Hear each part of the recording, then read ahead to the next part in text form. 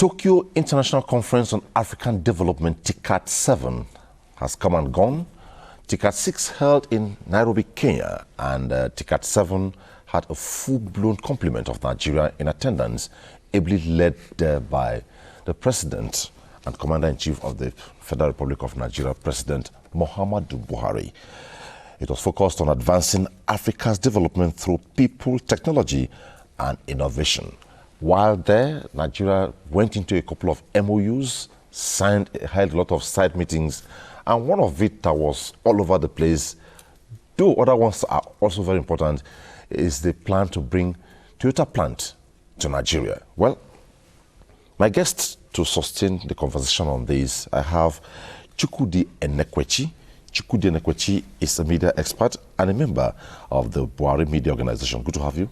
Thank you very much. And Akanji, I used to call him my younger brother, foreign policy analyst, also of the Buhari Media Organization. Good to have you. Thanks for having me. Beautiful. Ticad 7, one of the big takeaways is all over in the streets, and the other one I know ahead of it was the fact that the country chief representative of Japan International Cooperation Agency, JICA, said one of the big envelopes in Ticad 7 is the upgrading of the Abuja Master Plan, which I believe those were some of the sideline meetings held over there. So let's start with you. After Ticad 7, the takeaways. Well, thank you very much.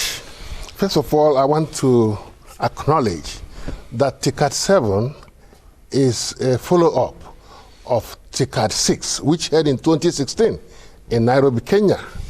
And what Ticad 7 has done, this is the second in Africa, is to consolidate on the proposals and gains of Ticad 6. Unfortunately for Nigeria, the president was in person. He attended the conference in person. And what Ticad means for us is a multilateral engagement of Japan and Africa, 52 African countries.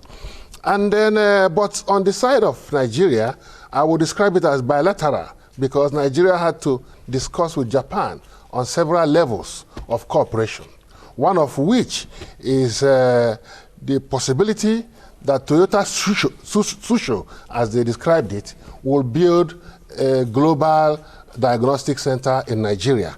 This will be equipped in such a way that it will help to reduce the number of Nigerians traveling abroad for medical checkups or medical attention. And then you discover that at the conference also, European Union signed a 50 million euro grant for Nigeria in tackling the Northeast problem. And this is a very great achievement on the side of the president. 50 million euros or dollars, as you may have it, is not something you can pick on the street. So I think that Ticad 7 has come and gone, but the low-hanging fruits, the benefits accruable are numerous for Nigeria. And we give credit to the President Muhammadu Buhari, who was able to impress it on the participants, the various and numerous investment opportunities available in Nigeria, in the area of mining, in the area of oil and gas, in the area of infrastructure development, in the area of ICT, in the area of hospitality and tourism.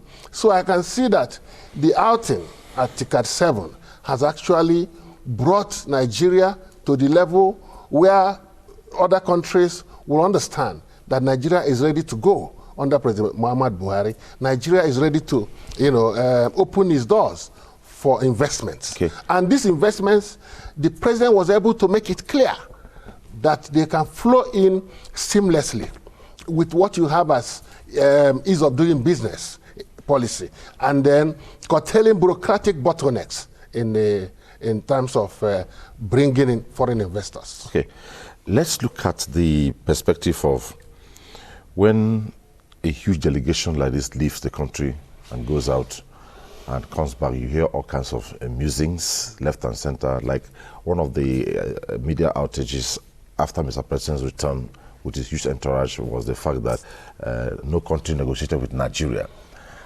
Mind you, Mr. President went there with a huge delegation, state governors, by the last count, Lagos, Kwara, Borno State. Yeah. We also cited the Benue State governor in delegation, all that. Now, what is your take? And on return, the Minister of Foreign Affairs, Jeffrey Onyama, had said it was a worthwhile outing for Nigeria.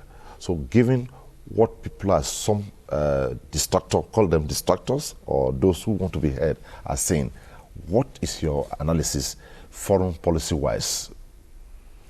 Well, I mean, you always have naysayers in politics, so that's allowed. But I think to discuss on the gains of this trip by the president to Japan, it was very holistic for Nigeria, because the theme of this Ticad 7 was on technology. And because they've understood that Africa is becoming the next hub for technology advancement. So how do we begin to harness that here and see how that can spiral into growth for the continent, the region, and then individual countries, which Nigeria is a big player there. So I think the issue of, he just had 3 governors on his entourage. Had the Minister of Foreign Affairs, then he had some few people from the security agency that were there, and that's just about it. So I don't think there's anything much about, or so much noise about a huge delegation. But let's look at what really went on there. Like he was talking about, right, he spoke about the fact that he made a pitch, first of all, and made it very clear that Nigeria is investment friendly. A lot of impediments. We have the presidential enabler ease of doing business, which has been raising Nigeria's in the World Bank global ease of doing business ranking so good. So Nigeria is very easy for you to come to. For you to get a visa to Nigeria is going to be very good for you. And we are fertile. And that's what led to Toyota saying we'll come in and establish a plant here. That's on one part. Now you have other issues on this. Japanese bank who says, okay, fine, we'll look at our investment. We're going to pump in money to various sectors across health, mining, science and technology, ICT, and water, agriculture, flood management and disaster management, a lot of things that will add value to Nigeria and Nigerians. So what we are saying about delegation, these things actually, government takes care of it. In an annual budget, there's a vote for that. So that's been voted for, so it's not in excess. So whatever trip the president is going to go for, there's a budget for that. He's going to go very soon for the United Nations General Assembly also too. There's already budget for that. So that shouldn't be an issue. This is the art of governance already. But let's look at what does Nigeria stand to gain. And there's multiple. And the very interesting part of this was because you can understand that the AFDB was also there too. And AFDB president is a Nigerian. So it tells you that Nigeria as a country is taking a very dynamic position internationally. And he said that he's been able to get about $3 billion from Japanese government into the African continent. And I want to believe that a huge chunk of that will come to Nigeria. So it tells you that not just the fact that the Nigerian president was there, while the Nigerian who was the AFD president also came to speak. So this is a pride for us actually at the national scale. And very soon, another Nigerian will be appointed or be sworn in as president of the United Nations General Assembly. So it's a big gamut. And then the president also met with Nigerians also there and spoke about the fact that Nigeria and Nigerians abroad are doing very well. Of course, we have a few bad elements. That doesn't mean you should use that brush to paint entire Nigerians. So it also afforded him the opportunity to speak well about the country. And then we also had him discussing with his South African counterparts. And he spoke about topical issues. They had the byline at the sideline of the conference. And spoke about how they can halt the xenophobia attack against Nigerians in South Africa. And the president of South Africa said their judicial system is already looking into it, and they're going to have a bilateral discussion in October between both countries to see how they can find a lasting solution to this crisis. It also afforded an opportunity to speak with the president of Benin Republic, President Talon, who spoke about the issue of rice smuggling, the smuggling of dangerous small arms into the country, and what have you not. So the president said the border was closed for a reason.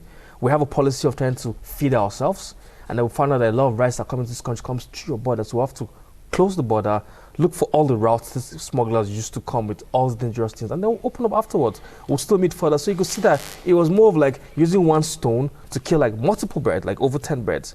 So there was investment, there was bilateral, there was national security, and there were things that happened. And the Japanese Prime Minister donated $300,000 to the NDA personally from him. He also gave him about 12 million yuan to the government again too. And then the Japanese bank coming into Nigeria to invest, I think they're coming to invest over $500 million or so. But as time goes further, we'll get to know what that stands for Nigeria. So those who are making so much noise about the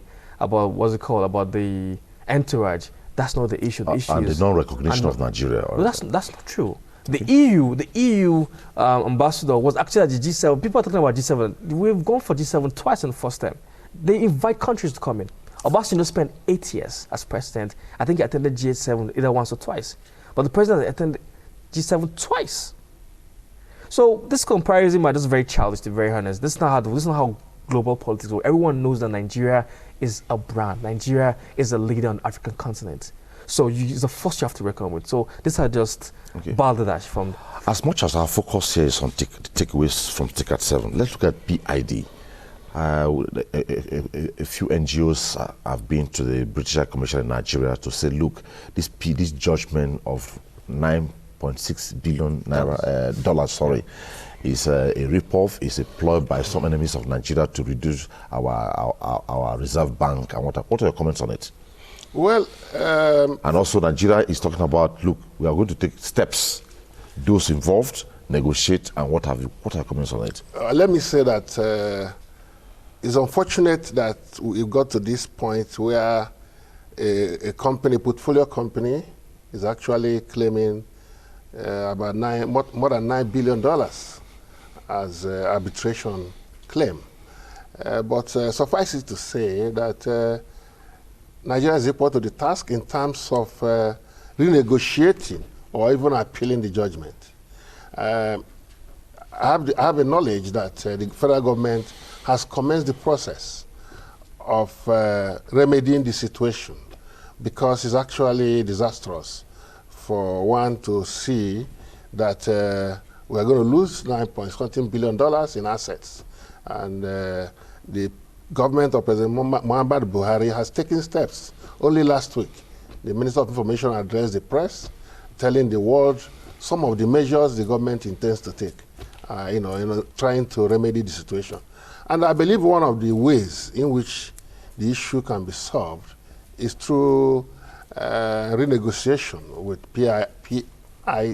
Sure. And the federal government is equal to the task. And I believe at the end of the day, we'll come out of it unscattered. Okay. As much as government is taking steps, how do you feel an interested party talking about don't go into sham investigation or analysis, let's negotiate? Is that not defeatist? That's defeatist. Have you read that? Have you seen that? I read that. But I think government in our wisdom would do the right step to take. Like he rightly said, the P&ID is a BVI company. They're portfolio companies. They're just fronts. So government had established, even the former AGF, when the deal was signed, Ahandoka, clearly said that he didn't know of the deal. It was done in secrecy. It wasn't presented to FEC. So already there's a void, it's a criminal agreement. And the government has activated all the right agencies, the AFCC, the NIA, and the police have been asked and mandated to go and investigate this thing. That's on one part. Of course, they're already in court, so the government says, we'll negotiate with you. Let's come, let's talk on the table. Let's go through this entire thing. But I know that Nigeria, the amount's about $9 billion, is about 20% of our entire foreign reserve. We can't be so stupid to allow some few entities with their internal collaborators flee this country of that humongous sum of money. Okay. What transpired at Ticad 7, back to Ticad 7, which this is our major, I don't want us to touch this because it's a trending. So now, we saw state governors with Mr. President in Yokohama, and most times people will say, we hear so much at the federal level, we don't get to hear at the state level. And we know that the Japan government through JICA, Japan International Cooperation Agency, have projects dotted across the landscape of Nigeria. Clean energy, agriculture, education, water, and a host of other ones, even electoral governance, they're in electoral governance, and even broadcasting. So what will you say the state governors should be doing so that we don't just see these things at the national level, we see it decentralized down to the state level and indeed the third tier of government? Well, first of all, let me acknowledge the fact that the governors that accompanied the president to the Ticad 7 was for a reason. You know, they didn't just attend the conference for nothing. For instance, the Borno State governor accompanied the president. Correct? Yeah, he did. And much of the support or financial support that is going to Northeast will be domiciled in Borno State. So you could see the need for him to be there. For every governor that accompanied the president, there was a specific need for him to go there, perhaps because of the natural resources that are in a particular domain. The government or the president was very wise in selecting those that accompanied them. So coming down to the governors, I believe that they should utilize the opportunity that has been given to them in order to make sure that they deliver good governance to their citizens. Whatever amenities that are being delivered, either in the area of water or agriculture support and so on, by Japan, I believe the governors have a responsibility to make sure that these things trickle down even to the local governments so that the citizens will feel the impact of Ticad. Because in the end, at the final analysis, is the individuals, is the citizens that actually need to benefit from Ticad. We only have our representation in person of the President of Nigeria and some governors and some other top government officials. But in the end, the ultimate beneficiaries of Ticad will be Nigerians who are in various local governments in various states. So it's expected that the outcome of Ticad will trickle down the local governments, trickle down the states. And the federal government is actually doing its best. I believe the state government should actually support and key into the vision of President Muhammad Buhari. Okay, well, let's look at the multiplier effect now. How would in this add to jacking up the GDP of Nigeria if eventually all the projects play out? Like I told you, one of it is the updating of the master plan of Abuja. And from analysis, they're looking for ways to incorporate some of the satellite towns that are not captured. They'll be captured and some rejigging will be done. Do you think it will add some beauty or whatever to... In the affirmative, to add to the GDP growth of the country, because it's going to take off some money from the federal government, which they can now put into other sectors, and then it will help speed up the development of the satellite areas, which don't really have much development because of the budgetary allocation that you have to it. So if that happens, of course, you can find it in the more private sector come into that sector to add value to those who stay around there, and then takes the burden off the federal government on one hand. Now, on the other hand, also, if you look at the 50 million heroes that they come to the Northeast, is going into some tied-in projects. So if that also happens too, that will add value to them, because people who will benefit from these funds will probably begin to go back to their farms. Now they can begin to start farming, and then as they're farming, they're adding more reserve to the entire produce that's being made. So everybody has, so the value chain will be taken care of in this entire thing. Kwara State Governor also spoke about, he's from the private sector. So he also spoke about how he's tried using this location to attract of investment also to Kwara State. So also that's also would add value to Kwara, North Central, and the country as a whole. Okay. Yeah. The president did not only meet people in the public sector. He also had sideline meetings with the private sector, the private business sector of Japan. What may likely be the outcome? I am very sure that I also read that the deputy director of Japan Bank for International Cooperation had a meeting with the president and pledged that they would like to support Japanese companies in Nigeria with funds. And he said the funds are actually enormous. That is a very, very positive development. I also know that the Algerian Prime Minister, had a meeting on the sidelines of the conference with President Muhammad Buhari, and he showed interest in the area of oil and gas, infrastructure cooperation between Nigeria and Algeria. And I'm aware that even on the issue of killing of Nigerians in South Africa, the president of South Africa, Ramaphosa, met with the president on the sidelines of the conference. And the issue was broached. It was broached on how this can be stopped. Okay.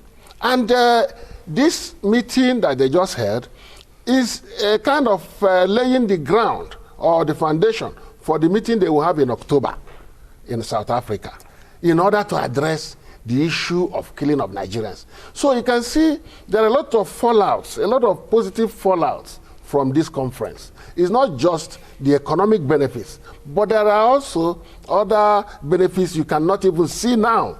Many of these benefits will begin to manifest in the very near future, okay, or in the long term.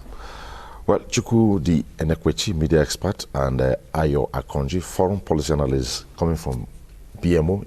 It was nice having your insights today, and I believe your insightful contributions will help douse tension as in those, you said the naysayers, right? Yeah, absolutely. It does not have you on Insight. Thank you very much. Thank you very much. Up next on Insight is the interview segment. Don't go away.